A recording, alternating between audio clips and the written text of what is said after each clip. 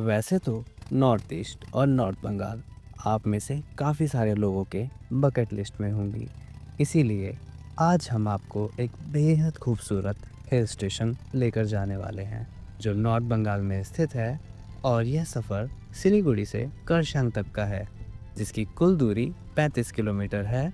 तो चलिए शुरू करते हैं, मैं यानी कि प्रेम और मेरी को होस्ट आंचल के साथ। तो ये जगह है दार्जिलिंग मोड़, जिसका दायां तरफ वाला रोड सुकना की तरफ जाता है। तो हम भी इसी रास्ते की तरफ आगे बढ़ेंगे। अब इस रास्ते की तरफ आगे बढ़ते हुए हमें अभी से ही बेहद खूबसूरत पहाड़ों के दर्शन होना शुरू हो गए हैं। सिलीगुड़ी आकर आप बाइक रेंट, टैक्सी या बस का उपयोग कर सकते हैं इन जगहों पर जाने के लिए।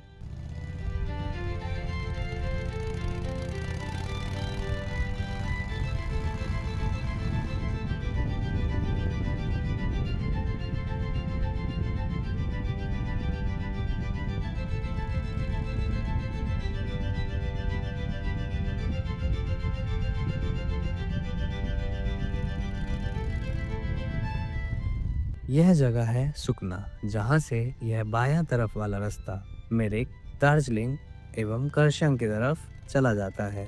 तो अब हम इसी रास्ते पर आगे बढ़ेंगे। इस रास्ते पे आते ही हमें कुदरत के ऐसे खूबसूरत नज़ारे दिखते हैं जो हमारे मन को मोह लेते हैं।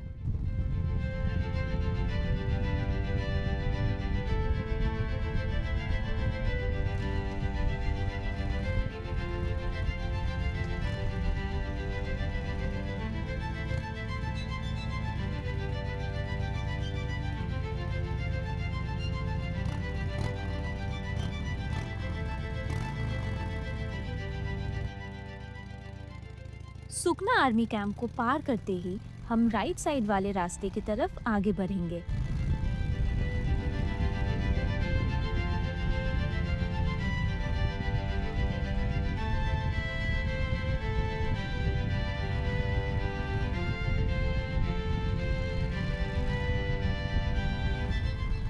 कुछ दूर आगे बढ़ते ही ऐसा लगता है जैसे ये खूबसूरत पहाड़ हमें अपने तरफ बुला रही हो। इसी के साथ हम इन पहाड़ों के और भी करीब आ जाते हैं।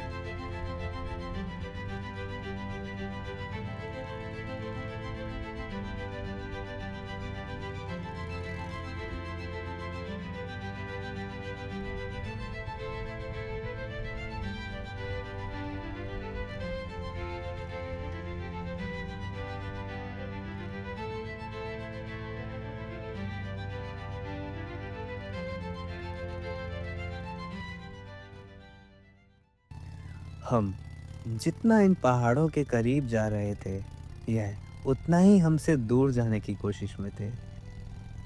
लेकिन हम भी कहाँ पीछे हटने वाले थे। आखिरकार हम इन पहाड़ों के प्रवेश द्वार तक पहुंच ही गए।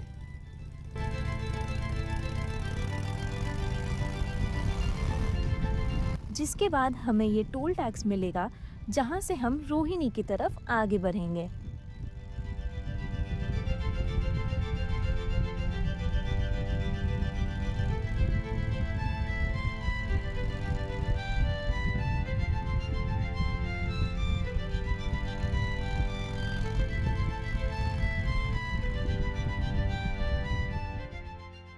रोहिणी में आते ही आप अब इस खूबसूरत पहाड़ की पहली सीढ़ी चढ़ चुके हैं।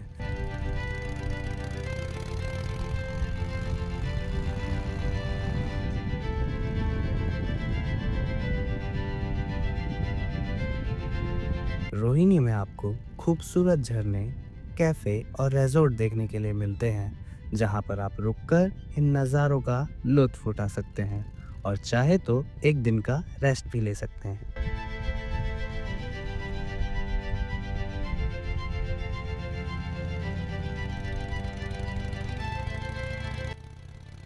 यहाँ पर रोहिणी लेक है, जहाँ पर आप सुंदर लेक और हॉर्स राइडिंग का अनुभव ले सकते हैं और पहाड़ से गिरा यह लेक आपको काफ़ी पसंद आएगा।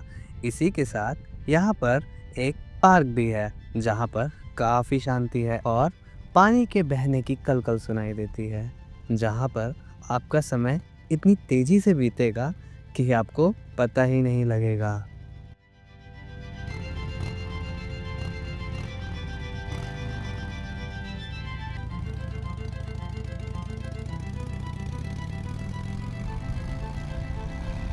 इस रास्ते में काफ़ी समय तो ये कोहरे इस तरह हमें अपनी बाहों में लपेट ले रहे थे कि मानो ये हमसे कुछ कह रहे हो कि अब यहाँ आए हो तो कुछ समय हमारे साथ ही बिता कर जाना।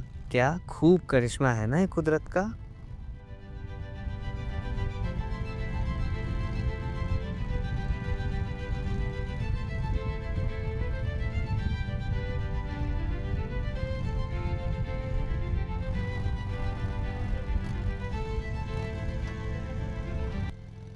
आज का मौसम बेहद सुंदर और कोहरे से भरा था, जो अपने आप में ही इन पहाड़ों की खूबसूरती में चार चांद लगा रहा था। यह ताज़ी ठंडी हवा मानो हमसे कुछ कहना चाह रही थी।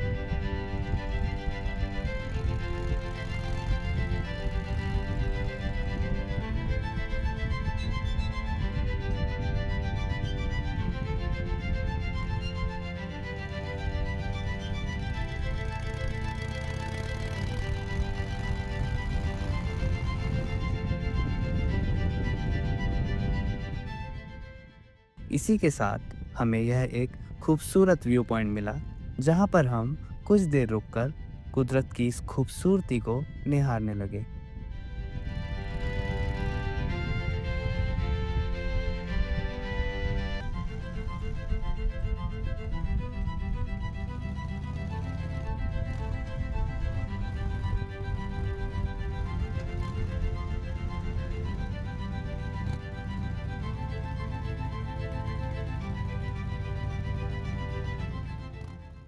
इसी के साथ अब हमें अपनी मंजिल दिखनी शुरू हो गई थी और मन में एक खुशी सी उत्पन्न होने लगी थी।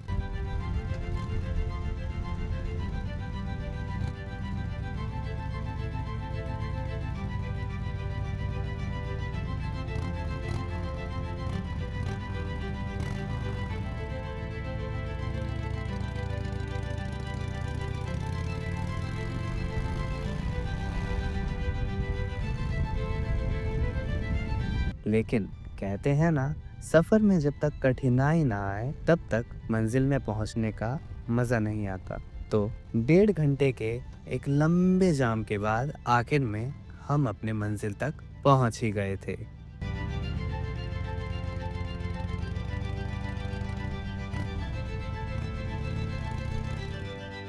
हमने रूम की कोई एडवांस बुकिंग नहीं की थी, इसलिए हमें रूम ढूंढने में थोड़ी सी कठिनाई आई। लेकिन कहते हैं ना, जो होता है अच्छे के लिए होता है। आखिरकार हमें एक रूम मिल ही गया, जो कि काफ़ी अच्छा था। इस रूम के बैल्कनी से पूरा का पूरा पहाड़ दिख रहा था, जो कि अंधेरे के कारण इस वीडियो में अभी नहीं दिख रहा है।